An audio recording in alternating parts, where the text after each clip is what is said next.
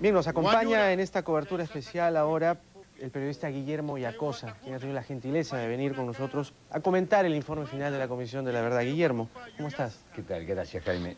Bueno, tanto como comentarlo, no porque no lo he leído entero, pero... Pero en todo caso, lo que gira alrededor, ¿verdad? Claro. Los políticos, la sociedad, Sí. ¿cómo lo ves tú desde fuera? Yo estaba pensando, ahora estaba escuchando a la doctora González, que hace un diagnóstico muy lúcido realmente, Brillante, ¿no? sí. Brillante.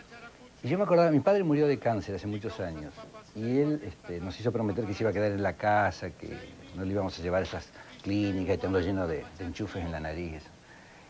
Y su último gesto de dignidad era ir al baño, él quería ir al baño solo. ¿Pero sabes lo que hacía cuando pasaba frente al espejo? Bajaba la cabeza, porque se daba cuenta que la muerte lo había ganado, ¿no? Entonces bajaba la cabeza para no verse. Y esto es lo que pasa con la sociedad, ¿no? Esto que dijo la doctora González, la sociedad no quiere ver lo que es el Perú de hoy. Este informe es una radiografía del Perú real. El Perú real estuvo confinado a Escorza, a Arguedas, a los grandes literatos que hicieron una descripción dramática. Yo he conocido el Perú por Escorza, por Arguedas, y me dolía el Perú desde la Argentina. Vamos a escuchar un ratito a Salomón Lerner. El quechua. La gran mayoría de ellos eran campesinos, habitantes de las comunidades de este departamento, así como de Apurímac y Huancavelica. Es sobre esa población que la violencia se abatió con la mayor intensidad. Y eso nos llama también a preguntarnos con dolor, con consternación, si no habrá sido esa la razón por la que los gobiernos permitieron que la violencia alcanzara cotas tan elevadas.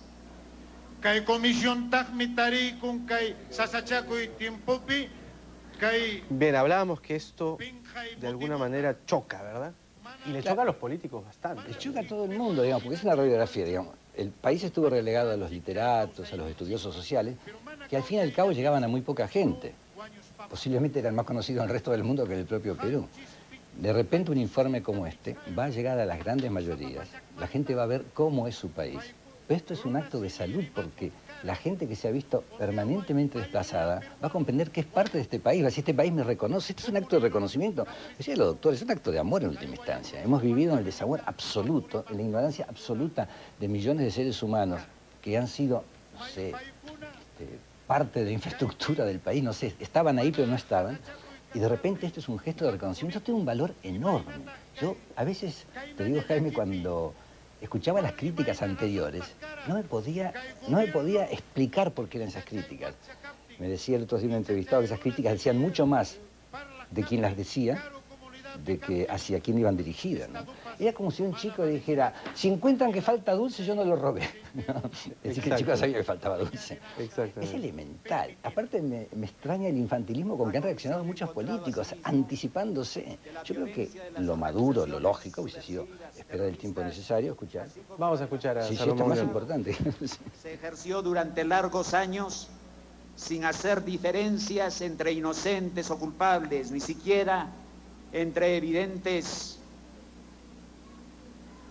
personas que ostentaban la calidad de la infancia y la senectud, entre niños y ancianos, entre mujeres embarazadas o adolescentes, población desarmada. Todos fueron blanco de la misma barbarie, que si bien de origen distinto, la agresión de Sendero Luminoso en un caso, la necesaria respuesta del Estado en el otro, se unieron muchas veces precisamente en esa cualidad, la de ser actos bárbaros ejecutados contra seres humanos indefensos, la de ser crímenes de lesa humanidad que la Comisión, como todos los peruanos de buena fe, condena en los términos más enérgicos. Ahora la gente en la calle parece como que dividida, ¿no? Pero hay una mayoría que sí apoya eso. La mayoría apoya esto. Y bueno, los políticos, nada, han hecho mutis. Pero Jaime, acá hay algo que es importante decirlo. La Universidad de Lima hizo una encuesta. Dice, ¿qué información tiene usted sobre la Comisión de la Verdad? Y solamente un 4% considera estar bien informada. Exacto. Entonces, las otras opiniones, si no están bien informadas, tienen un valor demasiado relativo, ¿no? Ha habido toda una campaña, además. Infame, hay diarios que se han... recia. ¿Sí? Yo no podía comprender cómo podían sumarse a una campaña tan absurda contra algo que ni sabían lo que iba a decir. O imaginaban lo que iba a decir, evidentemente, por eso hacían la campaña. Algo había detrás, quizás. Pero fíjate, hay algo que dice, reabrir las heridas. Señores, las heridas están abiertas. ¿A quién se le cerró la herida? A esa gente de Ayacucho a la que le acaba de pedir perdón el país, tiene las heridas cerradas. Esas heridas están abiertas y sangrantes desde siempre. Desde hace siglos que están sangrando esas heridas. Se agravaron durante la época de Sendero. Entonces, decir reabrir las heridas es afirmar una vez más, ignoramos al resto del país. Ese país no existe. No nos reabran las heridas, nosotros, por Dios. Que es donde se sustenta el informe. El informe comienza diciendo que la guerrilla se inicia porque somos un país injusto. Vamos a escuchar a Salomón Lerner otra vez. A través de 9 tomos y varios anexos en donde consta el nombre de miles de víctimas, la Comisión ha entregado a la Nación.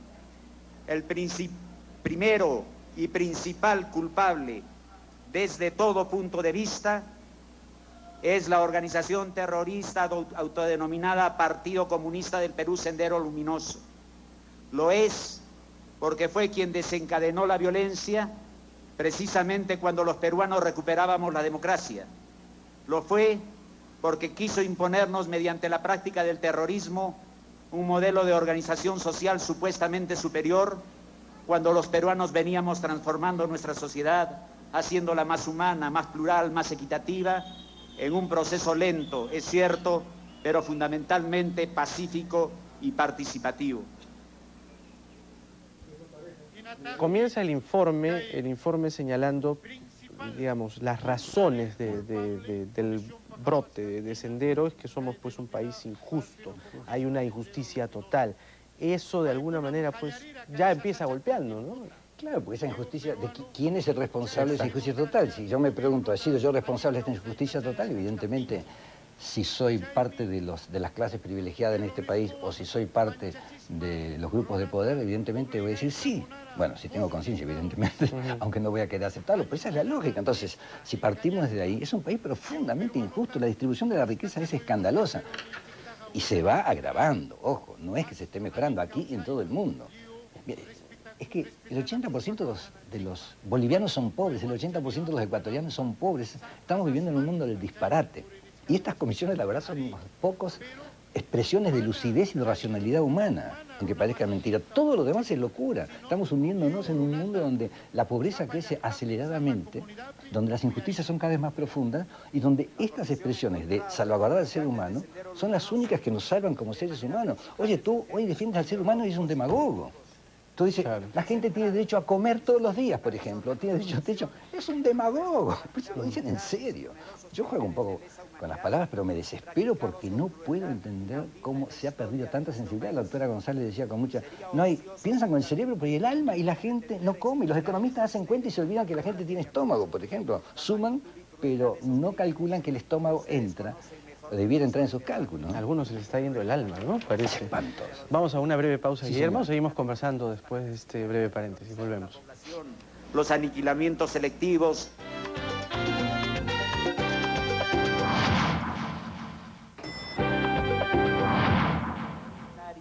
Bien, seguimos en esta cobertura especial de 90 segundos. Se está entregando el informe final de la Comisión de la Verdad en la Plaza de Armas de Huamanga, Ayacucho, un acto netamente simbólico, muy valioso, por cierto, pues Ayacucho fue la zona más golpeada por la subversión. El 40% de las muertes se dieron en Ayacucho. Estamos con Guillermo Yacosa comentando, digamos, el contorno del informe de la Comisión de la Verdad, las reacciones que ha tenido y este espanto que ha producido en los políticos. A los políticos se les ha parado los pelos y niegan pues responsabilidades. Ya venía escuchando en la radio, Antero Flores decía, no, pues los políticos no, de ninguna manera tienen responsabilidad, ¿no? Niegan de plano la cosa. Pero antes lo dijo que la gente estaba guaqueando cuando... Le llamó guaqueros prácticamente a los miembros de la comisión. A mí realmente me llama la atención profundamente que hagan... Se llegó a decir guaqueros, ¿verdad? Dijo guaquero, esa palabra sí. A mí me dejó así, guaquear, ¿no? Seres humanos. Seres humanos, ¿no? Pues, se hablaba también que las víctimas, en algunos casos se contaban como alias, y que esos no cuentan, ¿no? Es que importa uno más o uno menos. Pero mira, yo doy clase en la universidad, y ahora últimamente he estado preguntando a los estudiantes, hacemos un ejercicio de integración donde... Digo, bueno, a los que hablen inglés al centro, los que hablen francés, los que hablen quechua, nadie. Tengo muchos cursos. No hay un solo quechua hablante.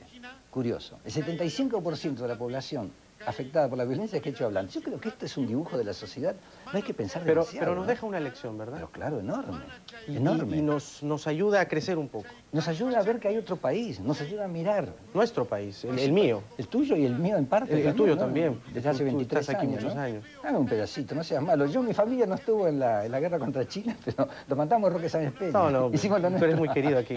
Ya sé. Mil gracias por estar, Guillermo. de Gracias, verdad. Jaime. Gracias por venir. Felicitaciones por esta cobertura. Muchas gracias. Vamos con Mónica Cepeda después de esta pausa comercial.